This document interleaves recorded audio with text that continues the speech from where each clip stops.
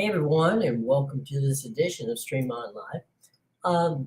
Here we are to talk TV with you today, and hope that you all have got your questions ready to rock and roll, because we definitely have a lot to chat about. And let's start with the headlines, okay?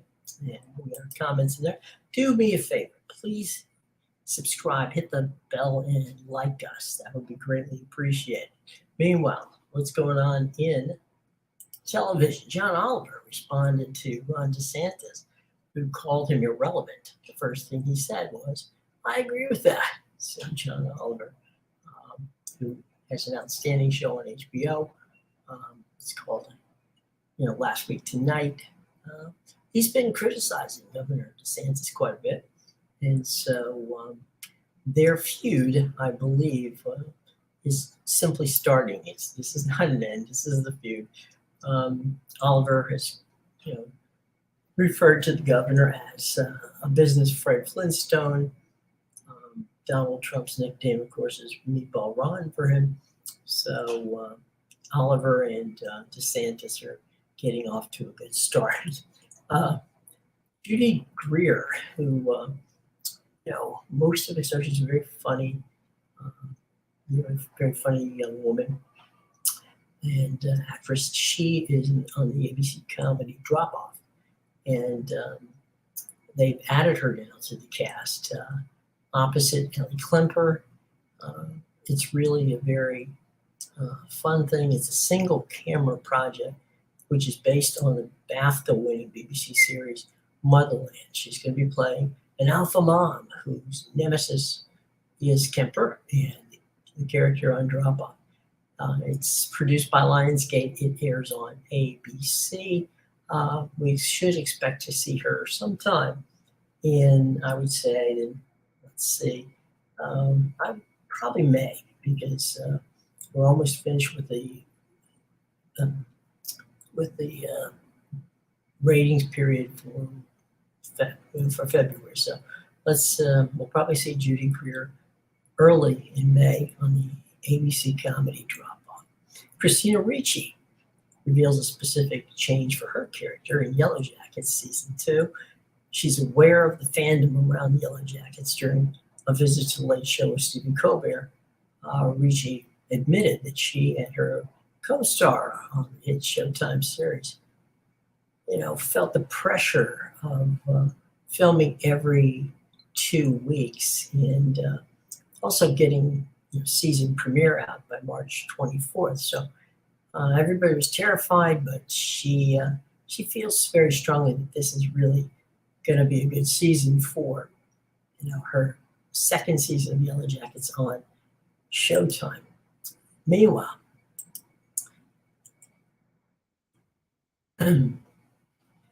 Euphoria, House of Dragon, and White Lotus are among the nominees for the BAFTA Rookie of the Year award.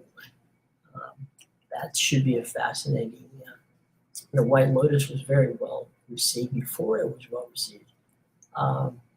So we should see how that comes out. China's Lemon Pictures launches an ambitious international slate. It's a Shanghai-based company, and they're preparing to go with a few major Chinese TV studios in a venture that will bring Chinese television to streaming services here in the United States. Meanwhile, Singapore, Taiwan has entered into a series where they're going to take some of the best-selling books, Tales of Mystery, and basically make them into TV in Singapore. So that's coming up. President Joe Biden says the younger generation helped create political space for change in a Daily Show interview with guest host Kal Penn. So you may want to check that out tonight. President Joe Biden on the Daily Show with their guest host Kal Penn. The ratings for the Oscars, which were hosted by Jimmy Kimmel on ABC, the Oscars grew a TV audience for the second consecutive year, scoring its highest rating since 2020. Sunday's broadcast of the 95th Oscars averaged 18.76 million viewers, and received a 4.03 rating, which is among the 18 to 49 age bracket, according to ABC. Time zone adjusted so that you get the fast national ratings, and that's where the numbers are coming. There will be probably some streaming numbers and others that will be added to it. So at the end of the day, we're talking about probably 19 million whenever the dust clears. So that's a good rating for the Oscars. They've had some tough times over the past couple of years. South by Southwest, which of course is a very popular season down in Texas, and they're basically going to talk about a lot of artificial intelligence at South by Southwest in Austin, and that might be something of interest if you're in that area. The Last of Us passes House of Dragons in full season viewership. That's kind of a bit of a surprise. In the first season of Last of Us, which is on HBO, they were able to pass House of Dragons, another HBO series, which of course was produced by the people who brought you HBO's outstanding long-serving series, which Game of Thrones, which everybody enjoyed very much. Meanwhile, Oscar producer Glenn Weiss, talking about Lady Gaga's vision for Meaningful, was a performance that he thought was outstanding. So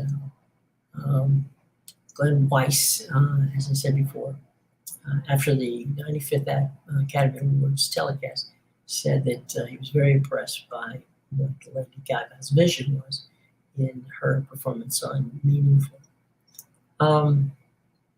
In an unusual move, CNN taps 2 morning producers to help revive their morning show. And so basically what they decided to do is it's anchored by Don Lemon, Caitlin Collins, and Poppy Harlow, the 2 former executive producers from CNN are veteran Lauren Mesh and Chris Russell, who basically are in there to be show doctors and clean that tidy program up. TV giants, all 3 media signed an exclusive lookalike deal with Doc's specialist Roast Beef, and that's kind of an interesting partnership. Roast Beef Productions is a UK production company that mainly produces documentaries, and most of it's seen here in the United States on BritBox. This Oscar and BAFTA nominated team, I think you're going to do quite well here in the States. So that's good to keep an eye out for. BBC reinstated Gary Lineker as the TV soccer host after broadcasting no games over the weekend. And so we'll see how that goes. I think everybody thought that Gary Lineker should not have been taken off the air for a tweet that he that was considered detrimental to the government at the time.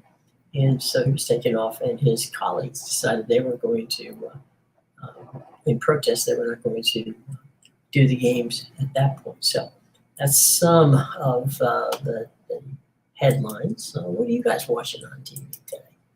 Anybody out there that, okay, Night Court. Okay, cool. Night Court is a good show. Personally, I think that it's John Larroquette at his best, and that's Melissa Rauch, of course, from Big Bang. We all know her, but at the end of the day, I think that show basically revolves around how well John Larroquette can keep things moving, because the cast beyond he and Melissa Rauch are a little soft, but this is the first year. You never know how they're going to move on, and NBC definitely is going to bring back for a second year, so that should be interesting. Let's talk a little bit about sports this week. Let's talk first about the regional sports networks. Bally's and AT&T are either going to file for bankruptcy or you're in bankruptcy court, which leaves many fans wondering, where's my baseball coming this baseball season? Major League Baseball has made a commitment to produce and direct and air all of the games on all of the Bally's and all the AT&T platforms, okay? So you're not going to lose your baseball. You're not going to lose your basketball, you're not going to lose your hockey. But what happens is those contracts is that after a certain period of time, let's say 90 days, depends on the contract, let's say 90 days is pretty standard. If they're not paid within 90 days, meaning if Bally's does not pay, for instance, we'll use the Florida Marlins. If they don't pay the Florida Marlins in 90 days, then the Marlins retain their television rights. Okay, so it leaves Bally's, and they can go out and be a free agent and negotiate with whomever they wish. Well, then there's right now there's nobody to negotiate with. Major League Baseball will accept that, and what they will do is then deal with the team, Bally's or whatever. They'll produce they'll air on Bally's, and that way the games, whether it's NBA, Major League Baseball, or hockey, will continue, but they'll be owned by the team and also the league. So at the end of the day, we're probably looking very close to what the MLS now has with Apple TV Plus, and that's, for all intents and purposes, a direct-to-consumer model. Meaning, if you want a season ticket to watch your favorite baseball team, rather than worried about cable or however you've gotten in the past, you probably stream it, and it'll probably be on local cable for your local team. So keep a lookout for that. It shouldn't affect baseball for this season, but that's something, the direct-to-consumer concept, which is what the MLS has done, is probably the most likely way to go as we move forward. Tonight on truTV and tomorrow night on truTV is the first four. Those are the games that will be played by the teams that are, at this point in time, in the NCAA. So we all like March Madness. You only have a few hours to fill out your pool. So by all means, I think it's a good opportunity to do that and get that taken care of, because the real stuff starts on Thursday and Friday. So 2 games tonight and 2 games tomorrow night on truTV. Now, if you're streaming, and what's your best bet? My suggestion would be to get a subscription to Sling TV.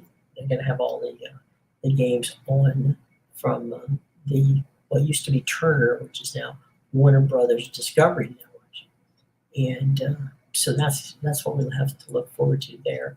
And as for the situation with regard to CBS, well, obviously you can either watch it over the air if you have the capability of antenna. If you don't, well then sign up for Paramount Plus.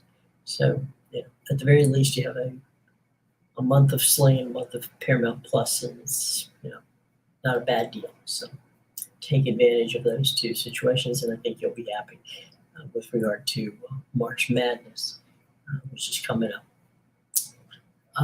Jim Nance, friend of the podcast here, Jimmy will be doing his last NCAA tournament. He, after 32 years as the voice of basketball on CBS, he's giving that up to Ian Eagle. He will stay with the network and continue to do golf and football. So good on Jim. He's been a fantastic broadcaster and a good friend. So by all means, we wish him well. This is, of course, he was born in New Orleans, but lived a lot of his life in Houston, and went to the University of Houston, where he played golf with Freddie Couples. So they were golf buddies on the University of Houston's golf team. So it's kind of, come full circle, because he will come in and he will definitely be involved in what goes on in golf and in the NFL, but he's going to leave Ian Eagle to take care of the duties. It's always a lot of fun watching the NCAA tournament with what used to, as they say, used to be Turner's now, Warner Brothers and Discovery, because they have a really fun team. You've got Greg Gumbel, you've got Clark Kellogg, you've got Charles Barkley, you've got Shaquille O'Neal, you got Kenny Jet, you got Kevin Harlan, you got all the really good guys from TNT, and of course all the great guys like Greg Gumbel and Kellogg and Jimmy and all the guys from CBS. That makes this a lot of fun. It's a good pairing. So that's coming up starting tonight on True TV for tonight and tomorrow. And then it flips over to CBS, TNT, TBS, and True TV on Thursday and Friday. So there you go with that. So without any further questions, we hope that you have a great day. If you need any information, in the show box below, you have the opportunity to me. Appreciate everybody showing up today, and we will be back again tomorrow, same time, 1:30. For myself, Jim Williams, we appreciate you here today. We'll see you.